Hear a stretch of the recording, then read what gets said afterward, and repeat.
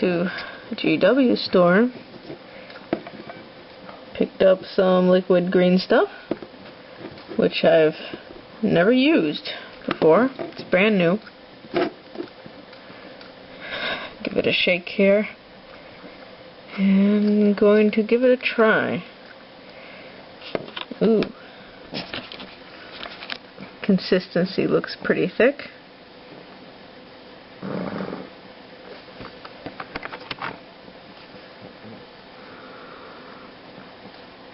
Bear with me. Stuff kind of has a consistency like a toothpaste.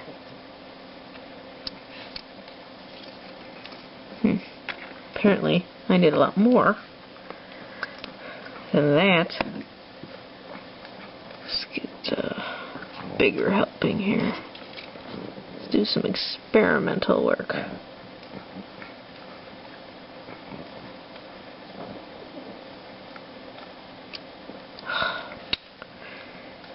It's not doing nearly what I was hoping it would do.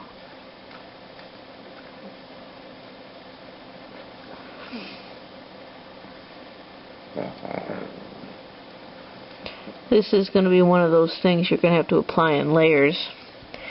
You can definitely see that now.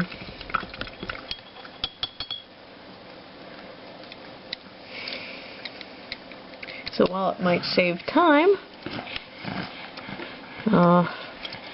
to not have to mix anything,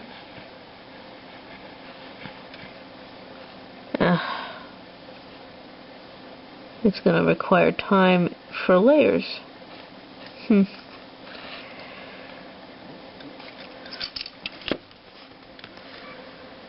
Okay, I wiped off a lot of the excess liquid green stuff here.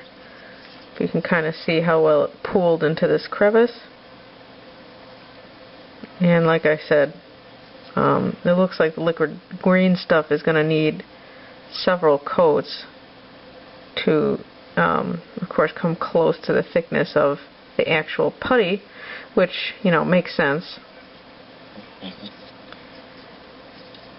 I tried to fill this big gap up here, and you know, maybe I'm just too lazy.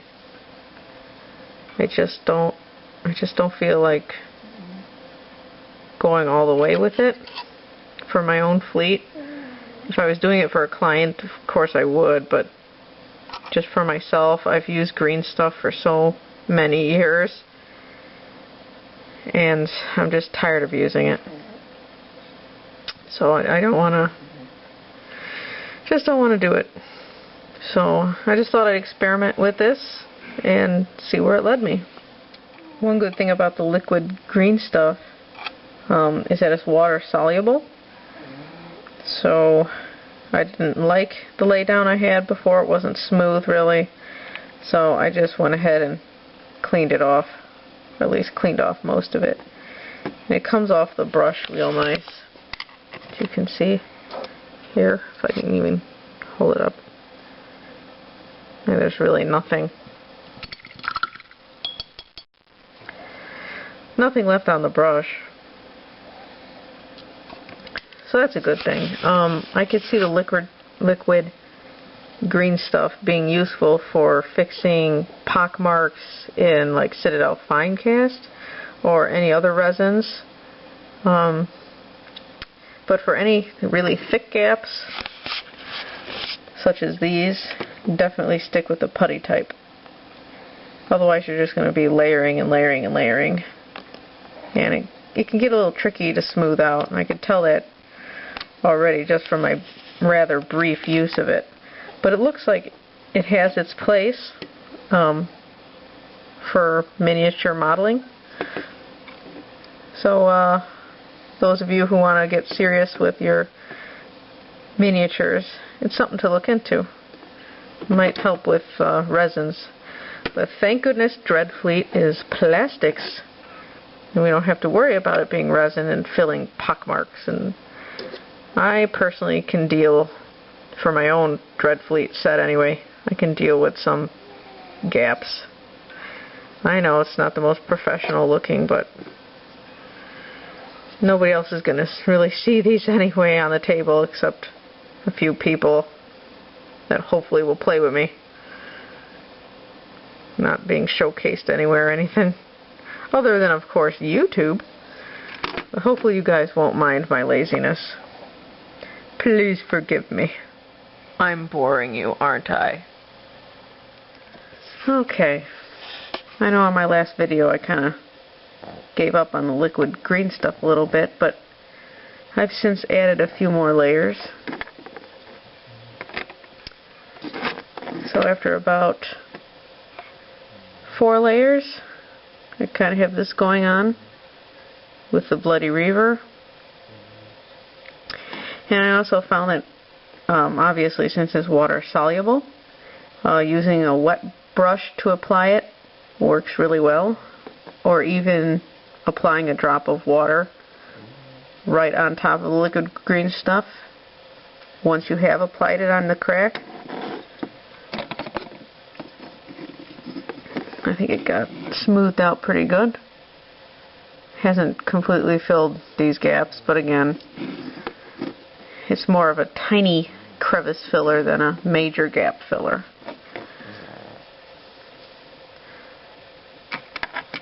I also put some in this area here. Don't know if you're seeing it very well. I'm a bit tired tonight, so tripping over my words and what have you. So right here and here, I applied some more of the liquid green stuff. And also in here, a couple of layers. And down the bottom here, this part wasn't smoothed out as well as the others. You only got a few minutes of working time with the liquid green stuff. So you kind of want to try blending it in as best as you can while you're working with it. And then if you completely don't like the job you did, you could wet a piece of paper towel down and wipe it off, which is what I had done originally on the bottom over here. That was my first experiment. And then I added some here on the scabrous back, a very, very watered down liquid green stuff application here. And this was only 1 coat.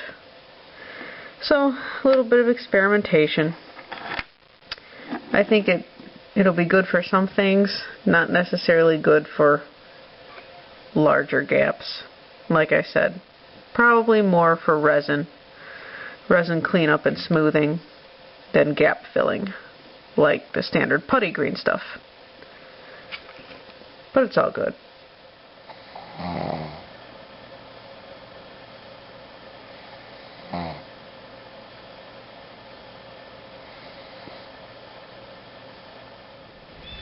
Ahoy!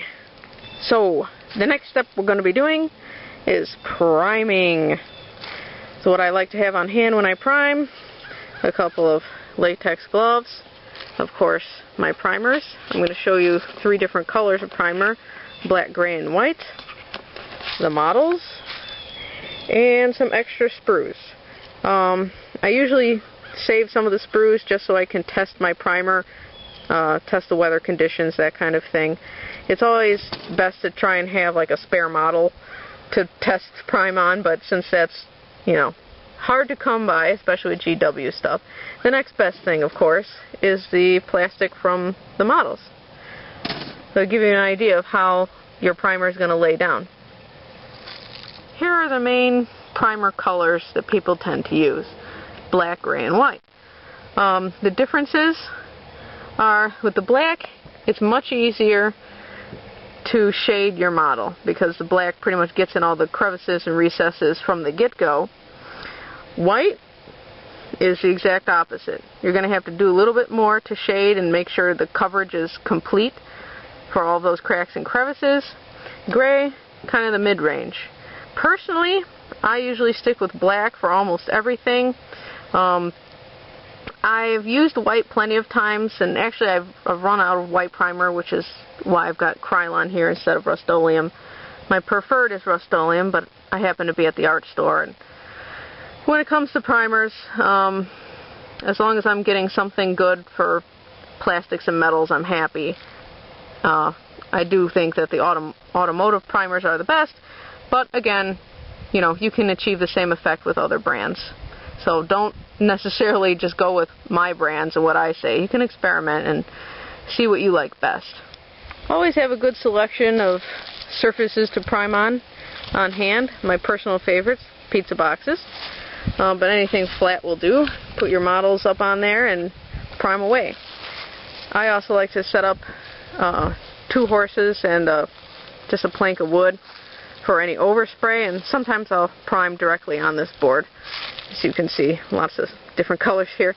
Oh, another thing, the white primer, a lot of people will use for light colors that they want to apply to a model. So if you have a Space Marine that requires a white or a yellow armor tone, they usually go with white because it's easier to achieve that color than starting with a black primer and then having to build up. So if you paint like a skeleton with black primer, you're going to have to apply more layers to get to that pure white. So really it's a personal preference issue and time savings. I'm still not exactly sure what I'm going to be priming the Shade Wraith with. I'm leaning towards gray at the moment, but we'll see. I might stick with my usual black just because I'm a masochist and don't mind adding more layers. So let's get started. You always want to try to prime in good weather conditions. Now, good weather conditions will depend on your paint brand. They'll have it listed on the back. Basically, room temperature and no humidity. Try to limit the humidity. Do not spray in humidity no matter what you do. Reason being, high humidity will cause the primer kind of like to spackle. It'll give your figure a gritty texture and it'll look pebbly. Not a good thing. Also, too cold of temperatures, I haven't had that much trouble with the cold temperatures, except I found that the paint, the primer can get kind of runny. So, you know, I just try to prevent that. And always just spray a little bit before you start priming, just in case, you know, spatters and things like that. Just a nice even coat. These are my sample, my test sprues, so it doesn't matter exactly what the laydown is. There's a spider on here.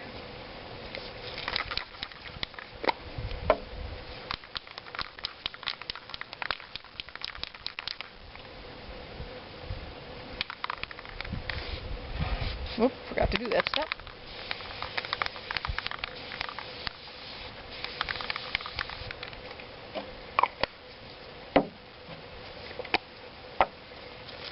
And we'll come back to these sprues later, which is why I'm doing all 3 colors for sampling. I like to have some primed sprues on hand just so I can test colors on as well.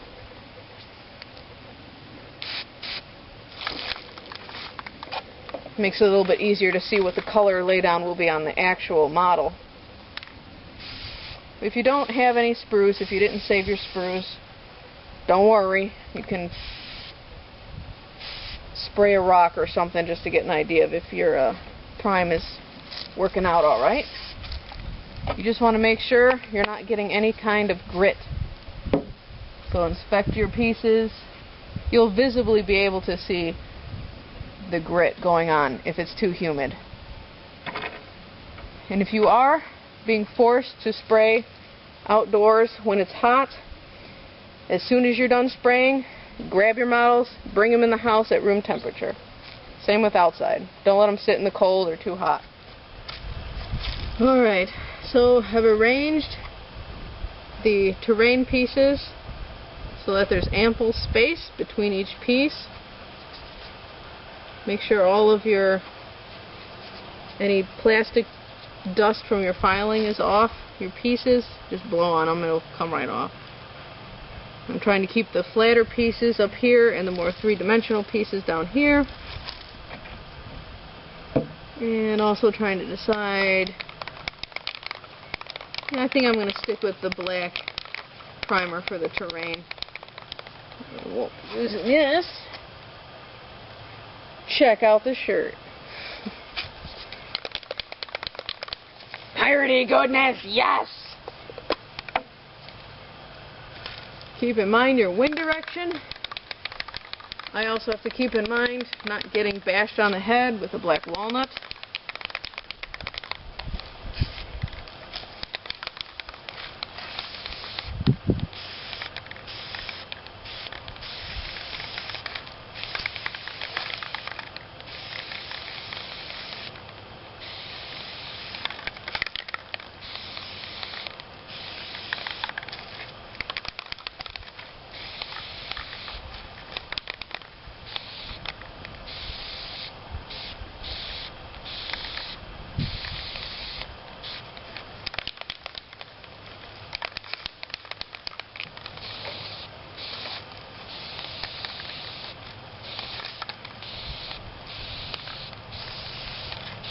Nice solid coat.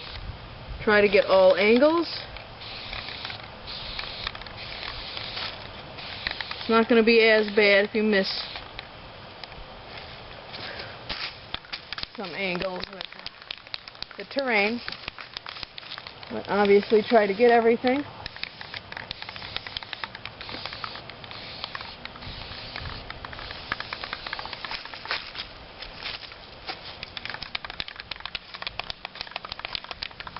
The wind is coming from this way, so you can turn your box here. Another good reason to use a box.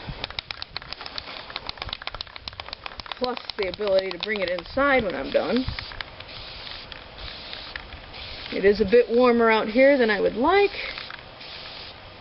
but I do want to get this stuff primed relatively quickly. And if there's a little bit of texture on the terrain, I don't really mind.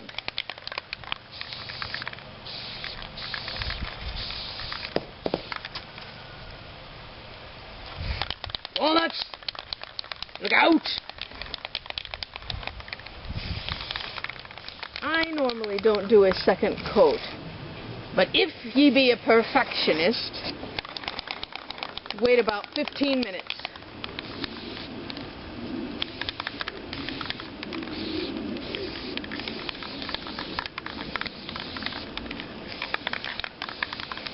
For these pieces, especially the shade wraith, I've been thinking about it and thinking about it. I'm just going to stick with black. Black primer is what I know best. I've used other primers before, but I don't mind adding more layers to the shade wraith and these more skeletal terrain pieces of the shipwrecks. So I'm going to stick with black, but feel free to go ahead and use your gray primer or even your white primer.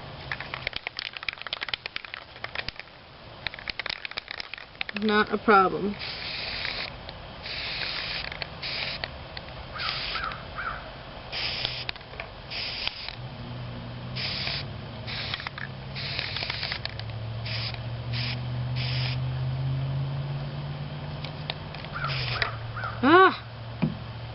Sometimes it happens when you can't use tape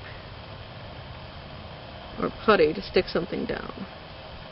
Not a problem. Just be a little careful, because the primer will stick to your fingers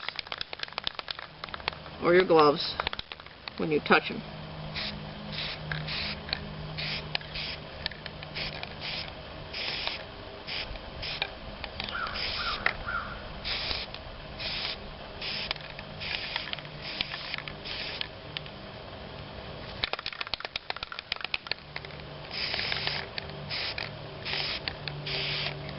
Be stubborn, I don't care. I'll get you.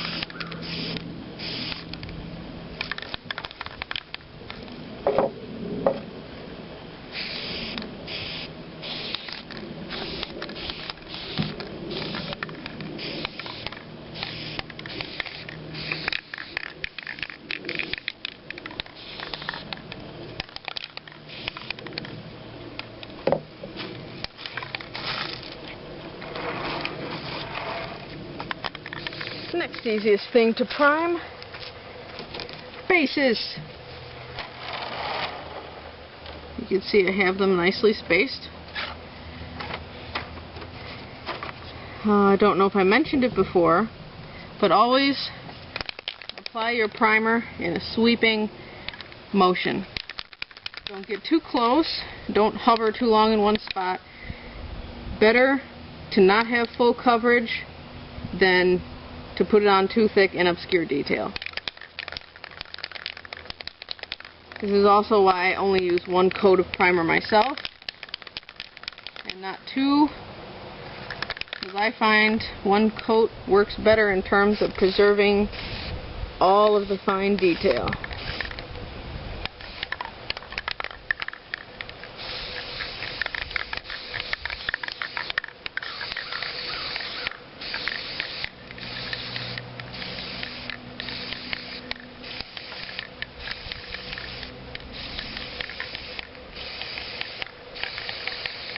If you're brand new to spray painting at all, I go ahead and just start with your ship bases, because these are absolutely the easiest. Just to get a feel for a can of spray. All of the sails are going to require flipping them over once you've primed the first side. Again, just wait about 15 minutes or so before touching them.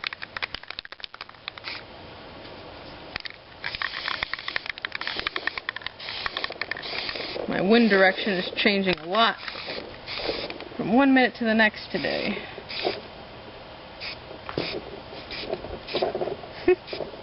Come on!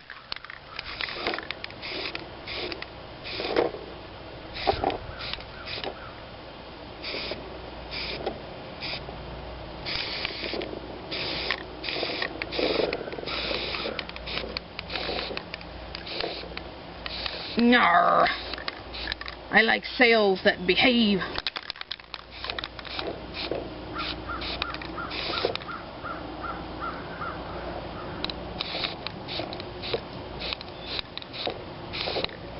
When priming your ships, make sure you give them the widest berth so that you can go ahead and get around everything.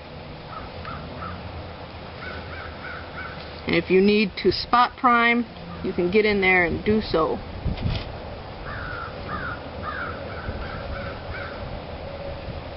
Some of these ships are very light and they look like they'll blow over.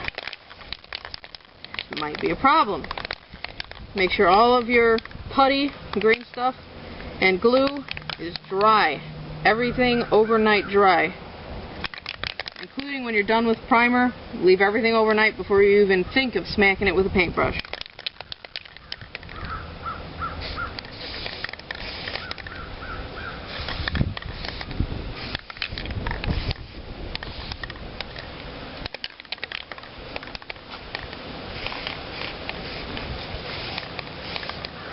Of course I'm running out of primer right now.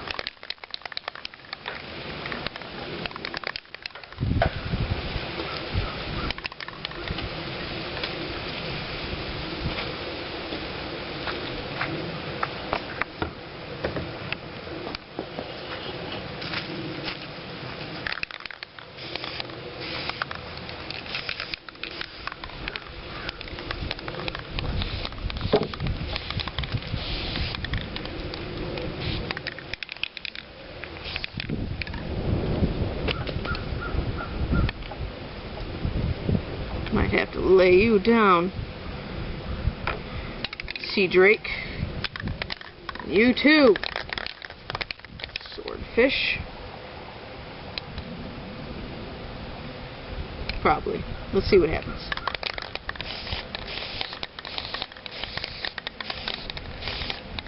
Oh, maybe not. Oh, please don't fall on me, walnuts. Or me fleet. The wind be blowing mighty hard.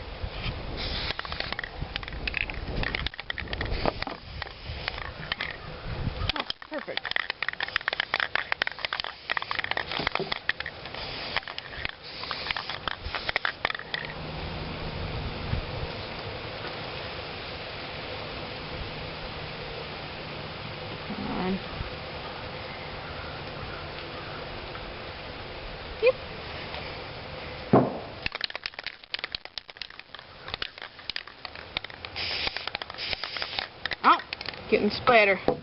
That means I'm done with this primer. Apparently I'm all out of Rust-Oleum black primer now. Having to switch to Valspar. I've never mixed the two, so let's pray. Now, if you're doing this in colder weather, try to warm up your can first. I like to leave all of my primers indoor just for that reason. And if I already said about the whole warming the can thing, just belay that order. Let's hope for the best here.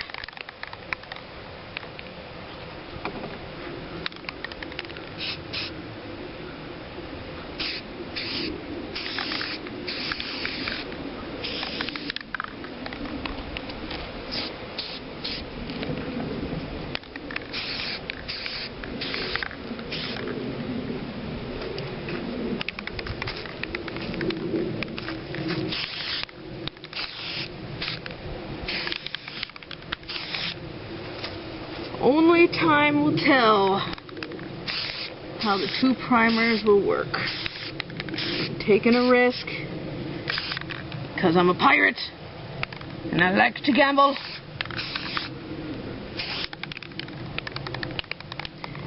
I think it'll be alright.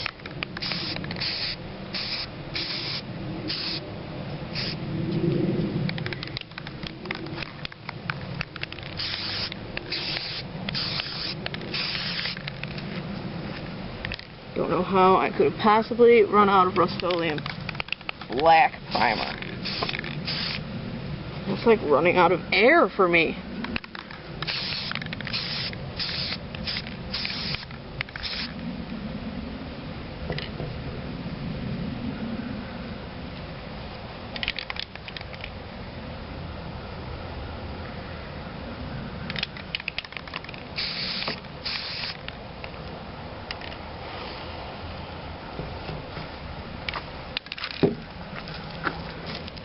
I am getting a slight grit, or at this point I would call it a tooth, to the paint. So I'm going to stop now, bring it all inside. 75 degrees outside. I shouldn't have any problems with using the primer. I'm hoping the conflict of primers won't cause a problem. We'll see. Just a little bit left on this one. That one, and that one, and that one, and that one, and that one. And we're done! So now we are done priming Dreadfleet. What would a good pirate do with some time on his or her hands? Perhaps read a good book.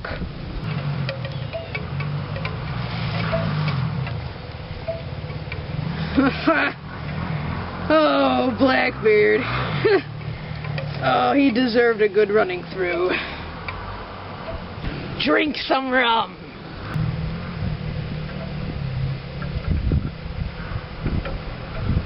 What? This? You ought to know I spike my drinks. I'm a pirate. All these walnuts. I know what I'm going to do. Ha!